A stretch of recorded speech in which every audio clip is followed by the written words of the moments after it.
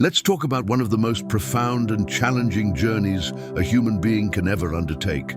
The process of emotionally detaching from someone who has left an indelible mark on your life. This is not a simple task. It is a monumental challenge that tests the very core of our resilience and our understanding of ourselves. In the content that follows, you will discover deep, practical and transformative lessons designed to guide you through the delicate process of severing the emotional ties that bind you to suffering. This is not about building walls or becoming cold. It is about liberating yourself without losing your essential essence, your inherent dignity, or most importantly, your boundless capacity to love. This is a path to reclaiming your peace. Let's begin. The seventh lesson: accept what is beyond your control. The great Roman emperor and Stoic philosopher Marcus Aurelius gifted us with a teaching that appears deceptively simple on the surface, but holds a staggering, almost overwhelming depth. He said, "You have power over your mind, not over external events. Realize this, and you will find strength." This single potent lesson forms the absolute bedrock, the very foundation of the entire emotional detachment process. This is where everything truly begins, and it is also the precise point where so many individuals lose their way and become trapped in their own pain. When someone you love deeply no longer loves you in return, when someone you trusted implicitly betrays that trust, when someone who promised you the world makes the conscious decision to walk away, you must, first and foremost, practice acceptance. Their actions, their feelings, their choices, these are no longer within your sphere of control. You cannot force another person to stay. You cannot obligate someone to value you. You absolutely cannot control the feelings that reside in another human being's heart. Stoicism extends a powerful invitation to us to focus our energy exclusively on what is actually within our hands, our own thoughts, our own actions, and our own reactions to the events of life. It is akin to being the captain of a small boat caught in the middle of a raging tempest. You cannot change the direction or the ferocity of the wind, but you possess the absolute power to adjust the sails of your own vessel. Emotional detachment from someone begins with the courageous recognition that a significant portion of our pain originates from the illusion of control. You suffer because you cling to the belief that you could have done something differently, that you could have prevented this person from leaving. But is that truly the case? Could you have really stopped them? Marcus Aurelius often reflected that the universe is change, our life is what our thoughts make it. If you continue to relentlessly feed your mind with thoughts of guilt, resentment and attachment, you effectively keep yourself a prisoner of a story that has already reached its conclusion. It requires immense courage to accept that a particular cycle has ended, and it requires profound wisdom not to resist this ending. Every single time you allow your mind to wander back to the person who left, you are reinvesting that pain with fresh energy and strength. But when you consciously pause, take a deep, grounding breath and say to yourself, "I accept what I cannot change." You are taking a gigantic leap toward genuine emotional freedom. This is not about becoming emotionally cold or detached from the world. It is about becoming intensely conscious and self-aware. You are not detaching from the person themselves. You are detaching from the idea that they owed you something, from the expectation that they had an obligation to stay, from the fantasy that they were the only key to your happiness. Happiness, as Marcus Aurelius taught, is generated from within. It is constructed in the quiet stillness of your own mind and through the unwavering clarity of your principles. Stop resisting the current of reality. Stop trying to control a past that has already been written. Instead, turn your gaze with serenity toward the only thing that is truly, undeniably within your hands: yourself. This is the first and perhaps greatest lesson. Accept what is beyond your control. and you will witness the heavy weight of your emotions begin to dissipate like morning mist under the rising sun. The sixth lesson: de-idealize the person. See things as they truly are. Marcus Aurelius made it a habitual practice to write down a stark truth for himself, a truth that many of us actively avoid confronting. He wrote, "If someone sins against you, first look within yourself and see if you commit the same errors." But hidden within his meditations is a second, equally crucial reflection. Do not idolize. Do not exaggerate. See the other person for exactly who they are, not for who you imagined them to be. When we become emotionally attached to someone, we are often not attaching ourselves to the actual, flawed human being in front of us. We are attaching ourselves to an idealized image that we have meticulously crafted of them.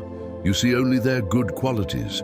You remember only the sweet, tender moments.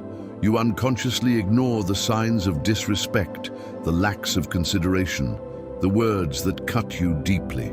It is like an artist painting a beautiful portrait and then falling in love with their own painting.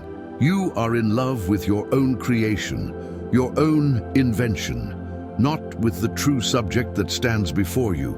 This is precisely why emotional detachment feels so impossibly difficult, because we are not letting go of a real person. We are letting go of a dream, a fantasy, a hope that we constructed entirely on our own. Marcus Aurelius warns us, everything we hear is an opinion, not a fact. Everything we see is a perspective, not the truth. How many times have you defended this person, even when they did not deserve your defense?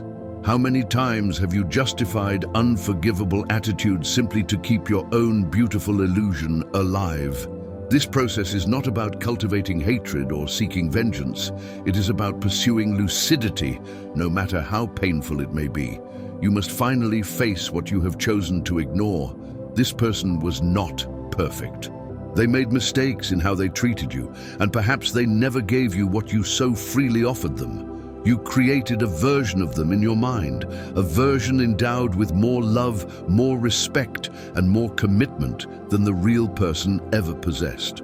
But that version belonged only to you. Emotional detachment requires a brutal act of courage, to stare at the unvarnished truth, to look at naked reality without any filters, and to admit to yourself, I was mistaken, I deluded myself, I fantasized. And that is okay, because we have all done this at some point in our lives. It is a deeply human thing to do. But Stoicism does not seek comfort. It seeks clarity. Marcus Aurelius wrote, "If you are distressed by anything external, it is not the thing itself that disturbs you, but your judgment about it." If you are suffering because of this person, ask yourself, are you suffering because of what they actually did? Or are you suffering because of what you expected them to do? Are you suffering because of who they truly are, or because of who you wanted them to be? This distinction changes everything. The moment you begin to see the truth, the illusion loses its brilliant glow. The idealized image crumbles, and amidst the rubble, you will find the first true signs of your liberation. You realize that you did not lose an angel. You lost a flawed human being like all of us are, and that perhaps, just perhaps, you deserve more than what they were capable of giving. Therefore, de-idealize them. Remove them from the pedestal you built for them. Look at the situation with the eyes of Marcus Aurelius, coldly, serenely, and with unflinching honesty. This is the second lesson. See things as they are, not as you wished they would be. The fifth lesson: do not feed the attachment, sever the ties. You yourself reinforce. Marcus Aurelius once wrote a line that says far more than it first appears. The soul becomes dyed with the color of its thoughts. This phrase reveals a profound truth. Everything that you think about constantly ends up shaping the very core of who you are. And when we speak of emotional detachment, this truth carries gigantic weight. Have you ever stopped to notice how many times you mentally relive that final conversation? How many times you reread old text messages? How many times you visit, if only in your mind, that person's social media profile? Every thought, every memory, every glance is like a drop of dye staining the fabric of your soul. And you yourself are the one repeatedly dunking the cloth into the same colored vat. Often, attachment is no longer about the actual person. It is about the deeply ingrained habit of thinking about them. You became accustomed to their mental presence, and every day, without even realizing it, you reinforce this invisible bond. You think of them before you fall asleep. You think of them when you wake up. You think of them while listening to a certain song. You even think of them in the silence. And Marcus Aurelius would warn us, the happiness of your life depends upon the quality of your thoughts. So how can you possibly expect to free yourself if you are feeding this connection every single day? How can you hope to heal a wound if you insist on touching it with the fingers of memory? Emotional detachment requires discipline, a discipline the Stoics valued above all else. This is not about pretending that nothing happened. It is about training your mind to stop searching for something that no longer exists. Every message you reread binds you. Every photo you revisit binds you. Every uncontrolled thought binds you. You must make a clean cut. Not gradually, not hesitantly, but with firm resolve. You need to create a mental environment where this person simply has no space. And this environment only emerges when you stop watering the plant of attachment. If you want the feeling to die, you must stop feeding it. Stop checking on them. Stop imagining conversations. Stop hypothesizing scenarios. It is like an addiction. The more you give into it, the more dependent you become. And the more you resist it, the freer you become. Marcus Aurelius said, "What is not good for the hive is not good for the bee." If this attachment is weakening you, hurting you, consuming you, then it does not serve you. You have a moral duty to yourself to rid your life of anything that weakens your soul. This is not an act of cruelty. It is an act of self-protection and profound wisdom. A mind that desires peace must first silence the noises it itself created. And in time, you will come to realize that the silence which once felt unbearable is in fact the beginning of your true freedom. This is the third lesson. Do not feed the attachment. Sever the ties that you yourself reinforce. The fourth lesson, redirect your attention. What you cultivate is what grows. In his solitary meditations, Marcus Aurelius stated, "Happiness consists in doing what is natural to man, to act with virtue." But what did he truly mean by this? When you are emotionally tied to someone who has hurt you, who has left, or who did not reciprocate your feelings, your attention becomes fixated on that void. You are effectively cultivating the emptiness, watering the absence every single day. And so the absence grows. The pain grows, the weight grows, all because you are unconsciously feeding the darkness with the very light of your consciousness. Stoicism teaches that you are the gardener of your own mind, and every single thought is a seed. If you cultivate memories, resentments, assumptions, and longing, you will harvest confusion, pain, and anxiety. But if you plant different seeds, seeds of virtue, of purpose, of positive action, you change the entire garden. You change your world. Marcus Aurelius also wrote, "The soul becomes what it contemplates." What have you been contemplating? Emotional detachment requires you to consciously change the focus of your attention. This is not merely about forgetting. It is about actively occupying your mind with what truly matters.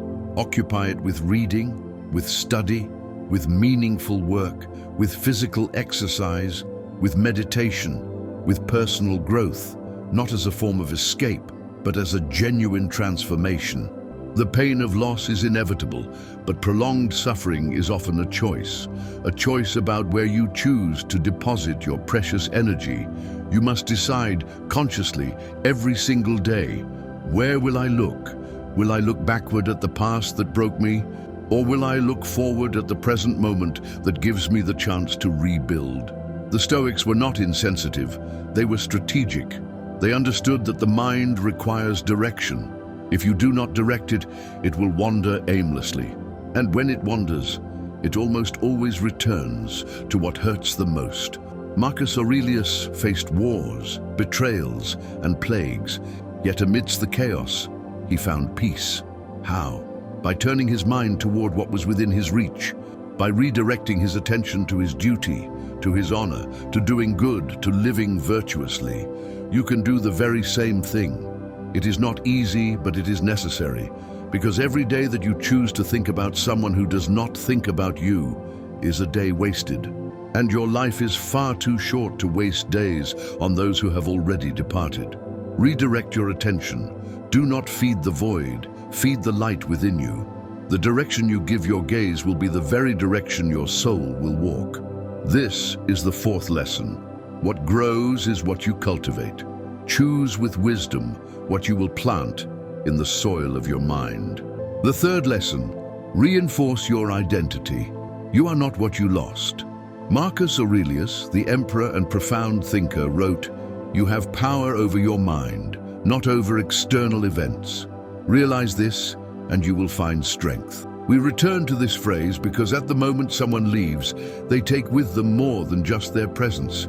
They take expectations, they take plans, and if you are not vigilant, they can take pieces of your very identity. It is common, following an emotional breakup or deep disappointment, to feel a sense of emptiness, to feel as though something inside of you has disappeared. But Stoicism reminds you, you are not what you have lost. You are what remains. Your essence is not found in your relationships. It is found in the principles you choose to live by.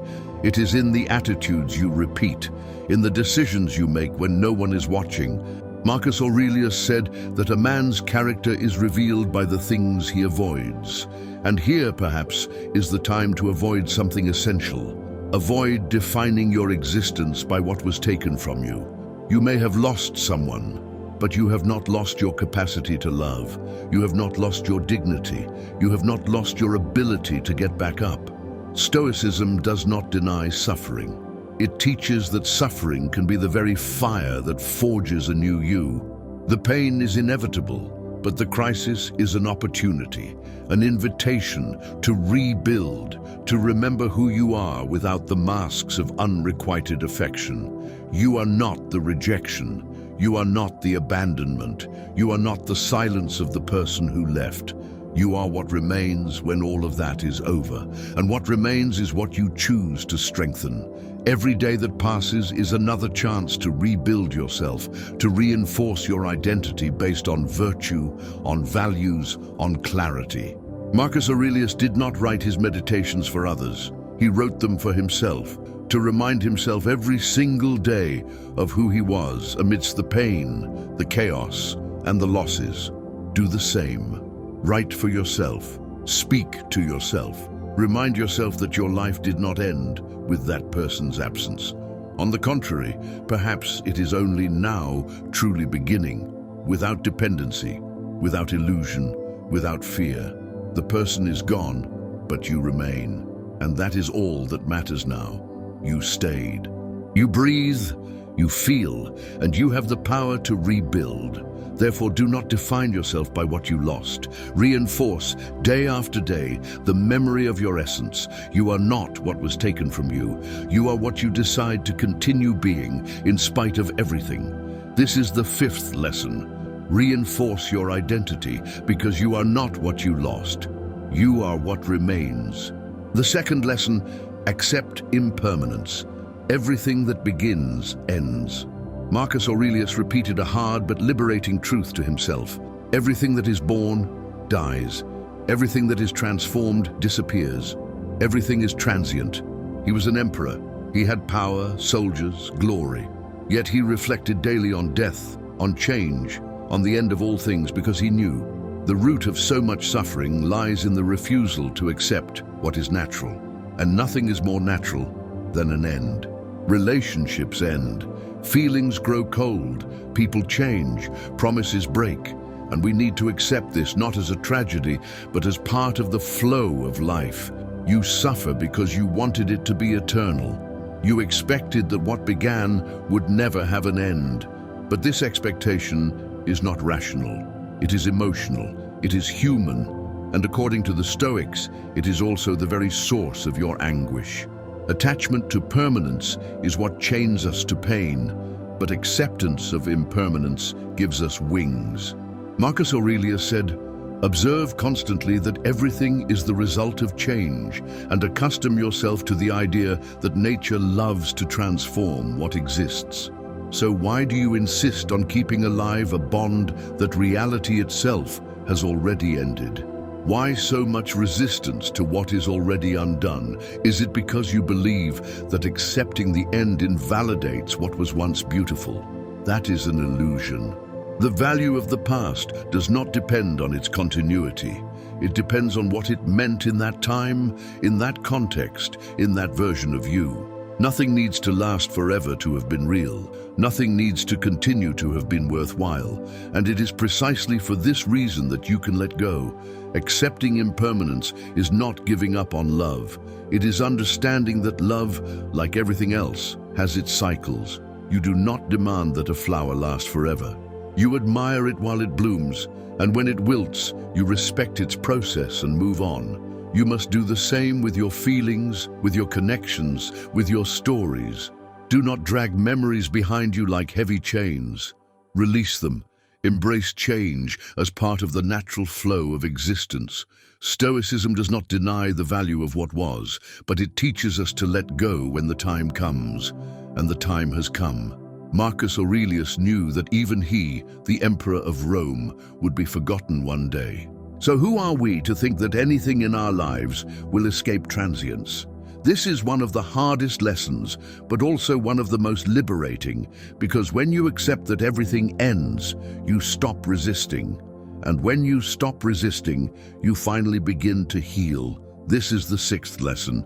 Accept impermanence, because everything that begins must one day end.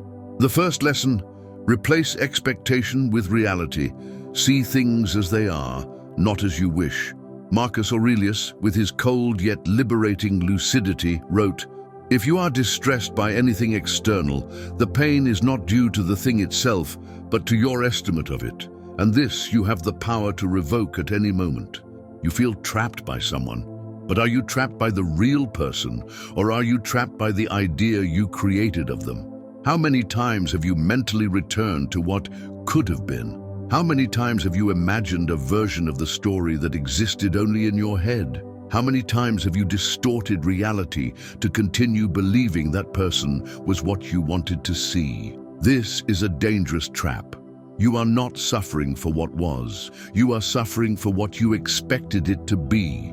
And Stoicism teaches us, expectation is the poison of the present. It is what prevents you from seeing things as they truly are. You expected reciprocity and did not receive it. You expected commitment and found excuses. You expected constant affection and received absence. And yet you continue to look at this person with the eyes of someone who still expects something. But Marcus Aurelius would teach us, do not fantasize about what is not. Face what is. Facing what is hurts, but it liberates. You must look without the filter of neediness, without the glasses of illusion, without the makeup of nostalgia. See the person as they are, with their absences, their flaws, their inconsistencies, and most importantly, see what you became by insisting on something that was not good for you. You are perhaps not attached to the person anymore, but to the idea of them, to a version that only existed inside you, to a character created by desire, not by clear-eyed observation. Emotional detachment requires this shock of reality, and the Stoics did not fear this shock. They sought it because they knew that only the truth can set you free. Stop justifying the unjustifiable. Stop romanticizing disregard. Stop protecting someone who did not protect you.